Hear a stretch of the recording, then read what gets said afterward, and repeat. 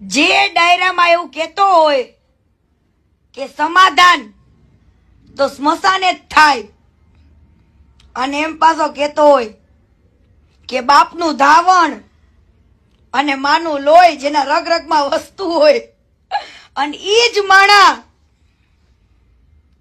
સમાધાન લઈને આવે અને કીર્તિ પટેલને લાલચમાં નાખે, એનું શું કરવું જોઈએ? એને બોલવું જોઈએ કે હા ભાઈ, આ ખજૂર એવું જતાવે છે માર્કેટમાં કે મને કઈ ખબર નથી, હું આ કીર્તિ પટેલના જવાબ ના આપું તો તારા આ પેડિયાઓને, તારા આ દલ્લાઓને સમાધાન માટે શું કામ મોકલેશ? તારા દલ્લાઓને જવાબ દે. હવે જવાબ ખજૂર નહીં દે,